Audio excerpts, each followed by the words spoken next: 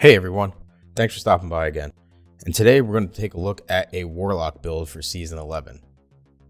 But first, if you want to stay up to date with all my videos, don't forget to hit the subscribe button and click the little bell icon to be notified every time I upload a new video. So for this Warlock build, we're going to start out with the Voidwalker subclass. So we're going to be running Bottom Tree Voidwalker, which has Devour, that has kills with this melee ability fully regenerate your health. For a short time afterward, kills restore additional health. Feed the Void. Consume your grenade energy to regenerate your health. Grants Devour effect. Vortex. Nova Bomb creates a singularity which continually damages enemies trapped inside. Kills with Nova Bomb grant Devour. And Insatiable. While the Devour effect is active, killing enemies extends its duration and recharges your grenade. So pretty much this whole bottom tree works off of Devour. Now you can have any jump that you want, any rift that you want. You can empowering or healing, it really doesn't matter. Whatever one you like, any grenade that you like too. So you just want to have Bottom Tree Voidwalker. Next, we'll get to the armor. You want to have Nezarec Sin exotic helmet on. So what that does is it has void damage kills, increase ability energy, recharge rate. This is going to work really, really well with the weapons that we have that I'll show you in a second. Then you want to have a solar glove and put supercharged on it.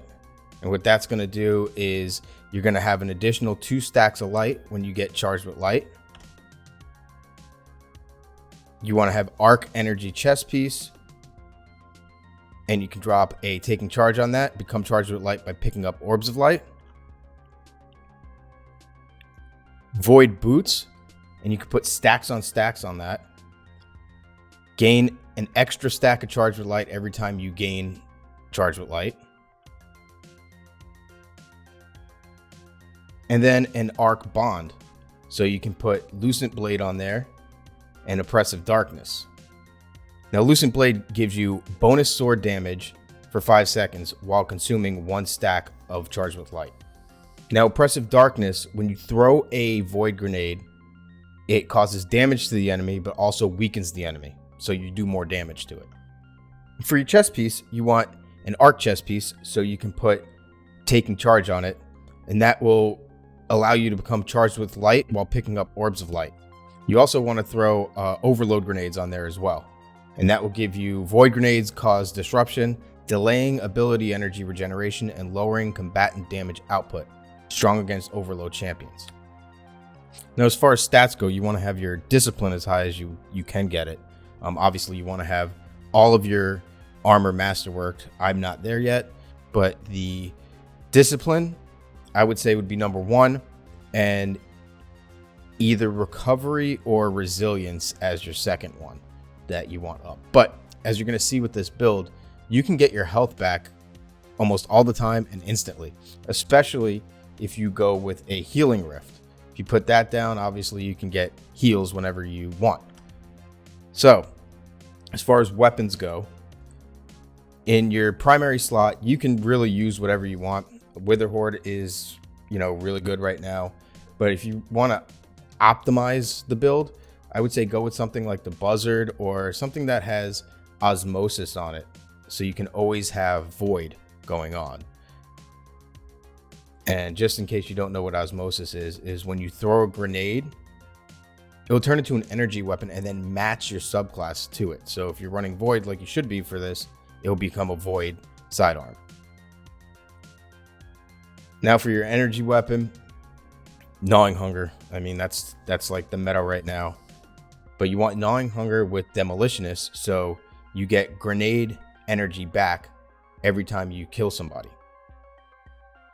Now, any one of these, it's up to your preference. If you want the God roll, your main thing is having Demolitionist on right here.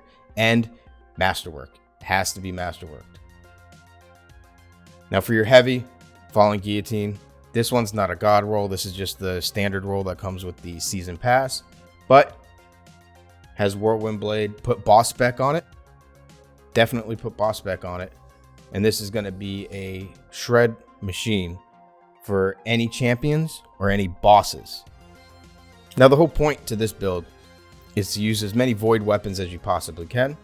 And what that's going to do is get your grenade energy back as fast as possible. And also always having Devour up so you can get heals every time that you kill somebody. So that's why I go with Gnawing Hunger as your energy weapon with Devour. So every time you get a kill, you get melee energy back and trigger Devour. Now with the Gnawing Hunger Masterworked, every time you get multi-kills, you're going to get the orb to drop and you're going to become charged with light. And you're going to keep that charged with light until you reach 3 or 4. And then you can use that with your sword on any majors or bosses. And you can see in the background gameplay that I pretty much always have Devour.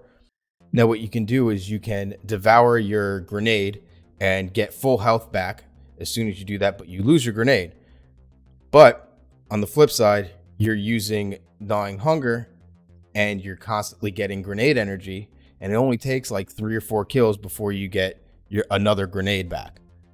So you constantly have grenades, you can constantly heal yourself, and you have Charged with Light. So if you run into a boss or a major, something, a yellow bar, you can take them down almost instantly. So this build is meant to keep you alive and to kill majors and bosses in seconds.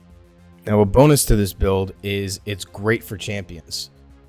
As you can see on Gnawing Hunger, I put anti-barrier rounds on, so that takes care of your barrier champions.